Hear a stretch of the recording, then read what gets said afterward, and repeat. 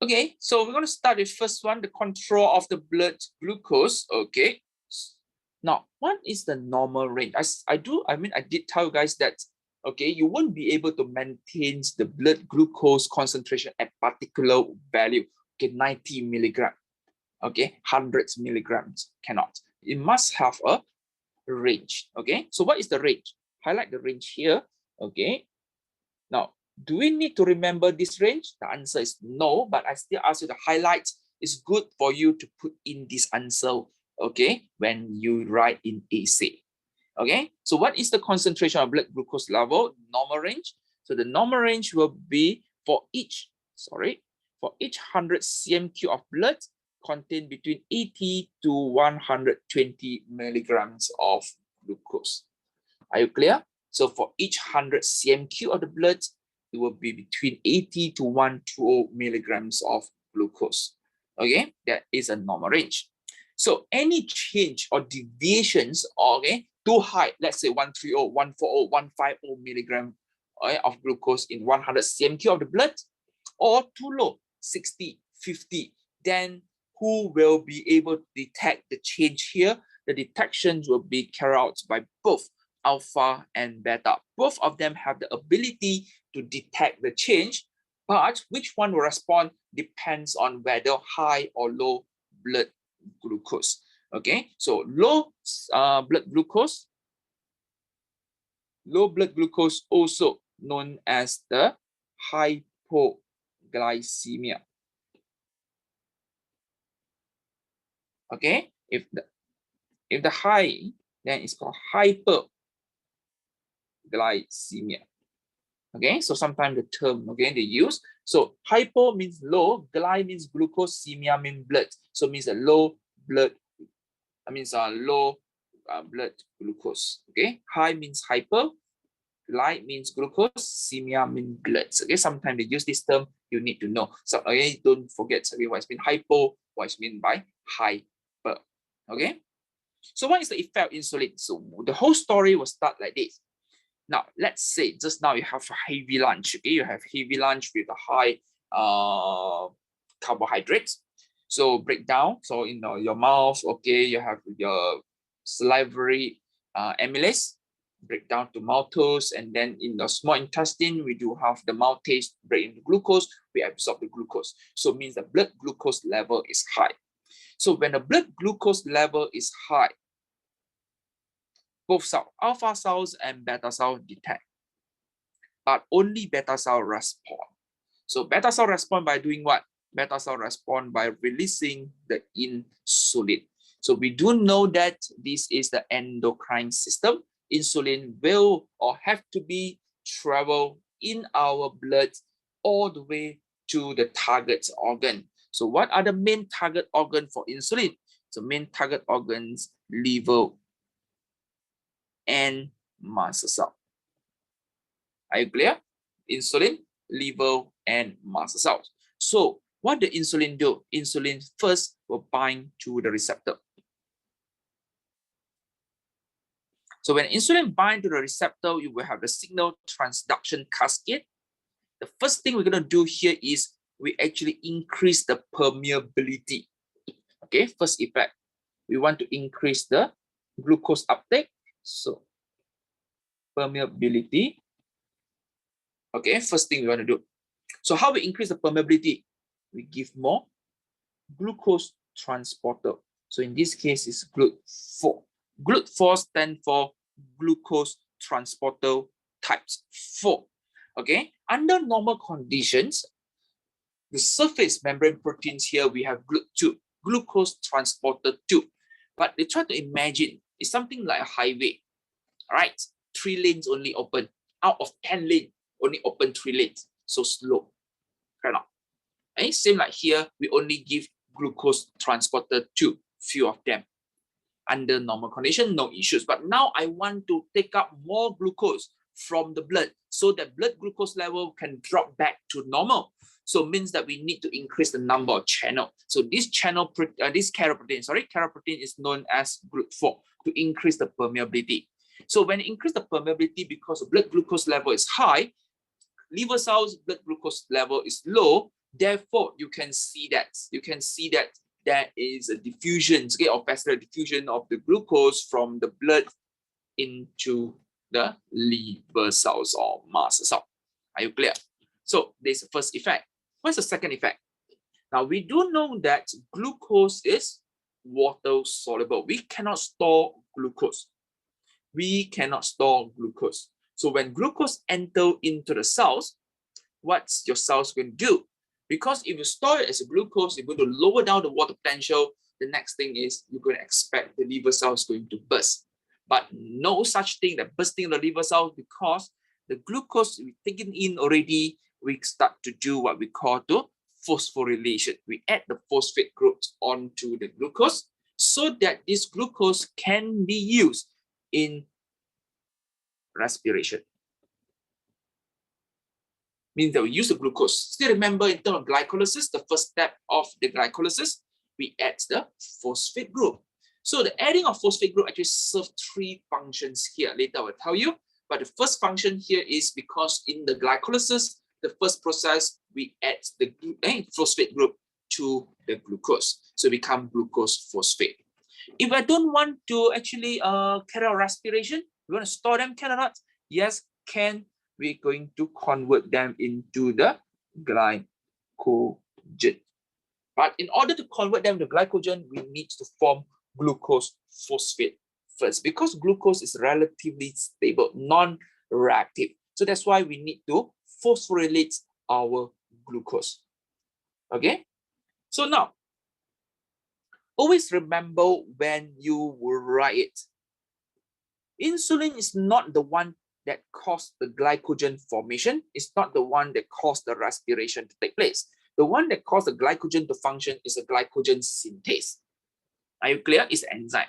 So what we say here is to increase the rate of the formations of glycogen, increase the rate of the respiration, increase the rate of glucose uptake by increasing the permeability, put more glucose transported for. Okay, so because CIE exam, you will write insulin is the one that caused glycogen to be formed.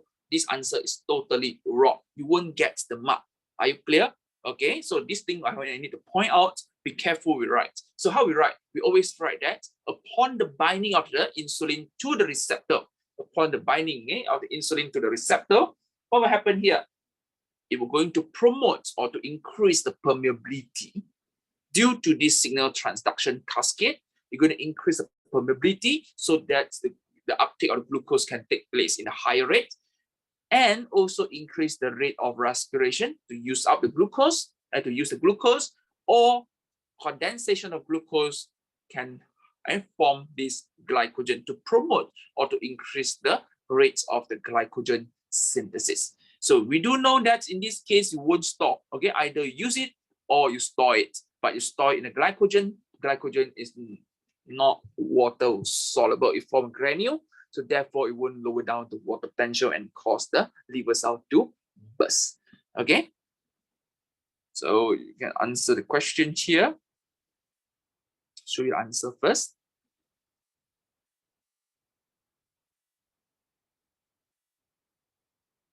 So can you see that? Either we use in respirations, okay, or we synthesize the glycogen. Okay, so glycogen synthase is the enzyme that causes the synthesis of the glycogen from glucose by condensation process. Now, CIE sometimes use the word glycogenesis. Now, what's mean glycogenesis? So very simple, you break the word. Glyco mean glycogen, genesis mean make or synthesize. Okay, glycogenesis. Okay, glycogen genesis. Okay, so what is the effect now? What is the effect? If you look at this, when upon the binding of the insulin, it's going to take in the glucose into the liver cells, right? So it means that the blood glucose level will drop. Now, be careful when you write in your answer. We don't want the blood glucose level drop unlimitedly and continuously, but we want them to drop until the normal range. So always put in this word, back to normal. Don't say that our blood glucose concentration decreased, full stop. It decreased to what number? Where? Which one? So we always put in the complete sentence. So the effect, the final effect, the main effect here is to decrease the blood glucose concentration to normal, which is 80 to 100 milligram per 100 ml of the blood. Okay, so if you look at the graph, if I draw a graph here, so this is the concentrations of glucose, blood glucose concentrations versus the time. Okay, if this is the normal set point, the range, so it means that you can see that after your heavy carbohydrate meal, so there is an increase of the blood glucose concentration. So this will actually cause the release of the insulin. So if the effect of insulin, increase the uptake, increase the glycogen synthesis, increase the rate of the respiration in the liver and the muscle cells. Therefore, there is an uptake of the glucose concentration drop. Drop back to what? Drop back to the normal concentration. Okay, now what will happen next? What will happen next is, if let's say fasting, starvation, fasting, so blood glucose level drop. So when the blood glucose level drops, it's going to trigger the release of the glucagons, right? So with the presence of glucagons, then we can see that blood glucose is going to increase back to normal. Are you clear? So you can see that the parameter keep on oscillating around the ideal range or ideal set point here.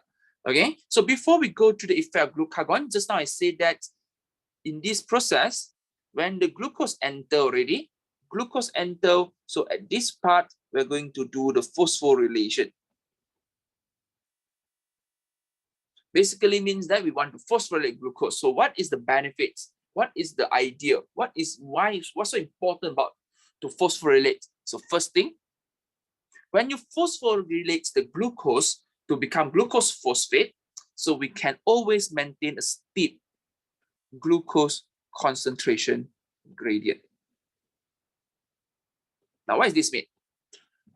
So concentration gradient actually depends on the types of particle. Even though you add in one phosphate group, it will make the molecule change already. Glucose versus glucose phosphate. So try to imagine outside I have 50 glucose, inside 0 glucose, steep glucose concentration gradient. But after that, if 50, you will reach the dynamic equilibrium 25 Carnot. So when it reaches a dynamic equilibrium, then the cell won't be able to take in glucose anymore. Carnot. So what we can do here is, when glucose enter into the cell, we do the phosphorylation, change it to glucose phosphate. So it means that eventually you can see here 25, inside 25, but this 25 will become glucose phosphate. When it becomes glucose phosphate already, so outside 25, inside how many glucose? No glucose, 0. So we always can maintain a steep glucose concentration gradient. So that is continuously uptake of the glucose from the blood. Okay, that's one. Second, the question here is, glucose phosphate here got 25 of them. Outside is 0. Can they diffuse out? No, because glucose transporter 4 and glucose transporter 2, they actually do not allow the transportations of the glucose phosphates. Okay, impossible. Glucose phosphate, impossible. Second, when you change it to glucose phosphate already, you get to initiate the glycolysis and eventually end up with the formations of the ATP through the substrate level phosphorylation as well as the oxidative phosphorylation. And glucose phosphate is the one that needed for us to form glycogen as well. Because if a glucose, they are relatively non-reactive. So when I say relatively non-reactive, means that they won't join. You try to imagine if glucose and glucose can spontaneously join to become maltose, then that is the end of our body. Why? Because you try to imagine that you won't be able to absorb glucose at all, because when you break down glucose, glucose and glucose, they can join together. No. So first, in order to make the glucose and glucose join together, we need to phosphorylate them, give them energy so that they will be able to form maltose and continue to form glycogens, okay, with the presence of the glycogen synthase enzyme. Okay, so these are three things that you need to understand. Why we need to phosphorylate the glucose when the glucose enter into the liver cells or muscle cells. Okay. So now we're going to look at these, the last parts. Okay. So there's a decrease, okay? The decrease of the blood glucose level due to starvation, due to the fasting, for example. Then how we can bring the blood glucose level back to normal set points. Okay. So glucagons, then two things we need to learn for glucagons. So insulin, no need, but glucagons, first thing we need to know, signaling pathway.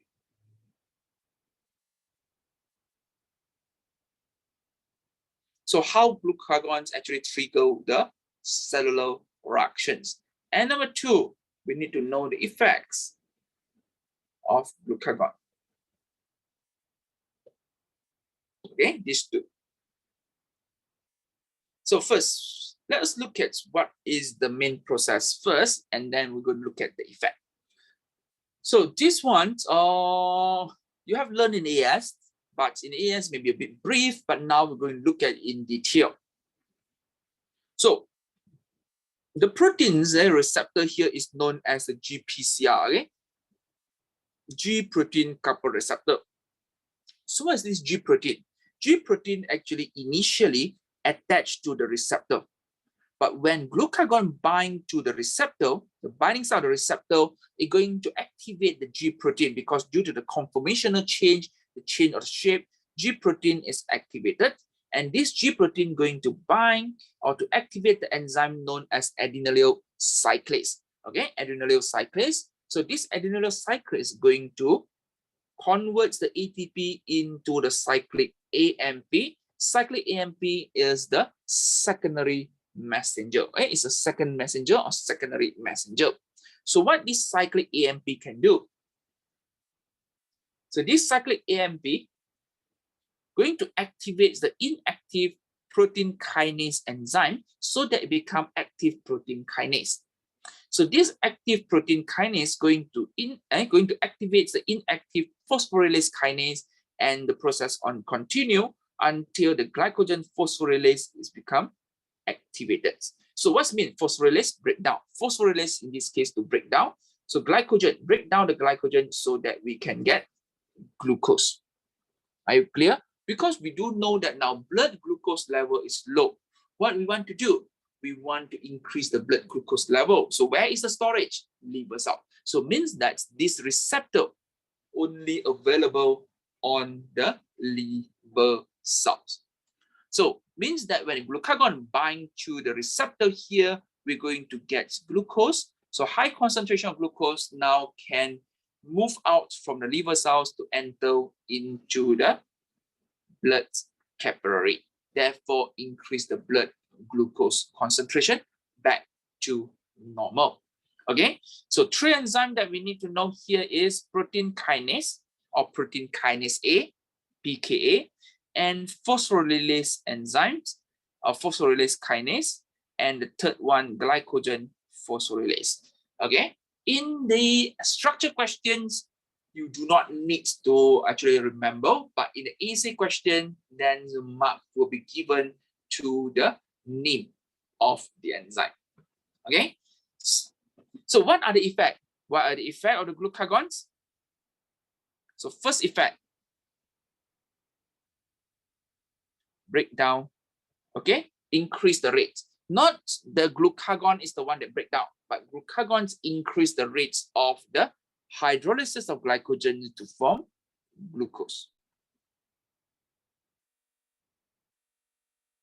Okay, so the name of the process is known as glycogenolysis.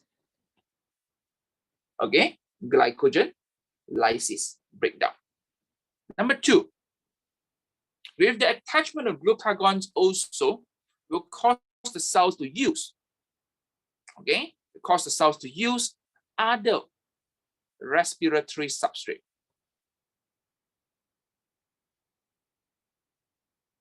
For example, lipids, okay, or amino acid, rather than the glucose. Because what is the purpose if us convert the glycogen to glucose and the cell use the glucose, right? So with the attachments of your bindings of the glucagons onto the receptor, it can trigger the cells to use other respiratory substrates such as lipids or proteins or amino acid as the respiratory substrate. So therefore, we don't want to touch on glucose so that glucose can be released into the blood to increase the blood glucose level back to normal. And the third is also the process here also stimulates the cells to convert amino acid and lipids into glucose. Are you clear? So further increase the concentration of glucose in the cells and allowing the glucose to diffuse out by vascular diffusion into the blood. Are you clear? Can you see that?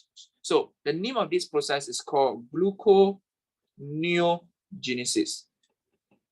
So glucose means glucose, neo means new, genesis. So basically we form the glucose from the lipids as well as the amino acid. So what is the overall effect?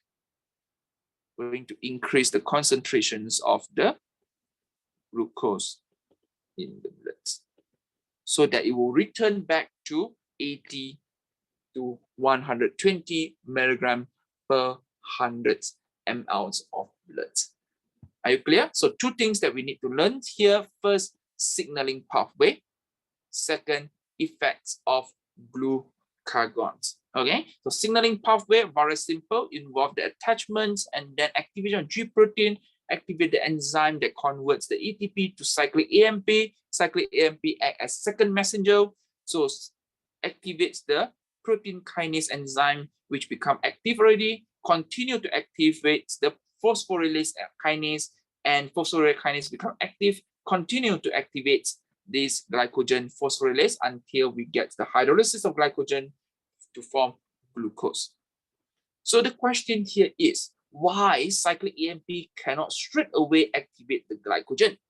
Activates the glycogen's phosphorylase so that we can break down. So the answer here is every time you go down this step, you're going to amplify the signal so that we can have a huge or high concentrations of the enzyme that increase the rate of the hydrolysis. It's something like when you want to spread the message. Okay, you want to spread the message. So one person, your spreading of the message may be slow. But if you one person, you spread to 10, 10 you spread to 100, 100 is spread to 1,000, 1,000 is spread to 10,000. So it means at the end, with a short period of time, you will be able to see the amplified effect. Are you clear? Okay, so this is what I say that is the cascade activation, a cascade activation of the downstream enzyme. Okay, so who activated cyclic AMP? Okay, how is initiated? Initiated by activates the protein kinase enzyme or protein kinase A enzyme. Okay, so I go through the answer here. You can actually try to attempt the questions before you check. Okay.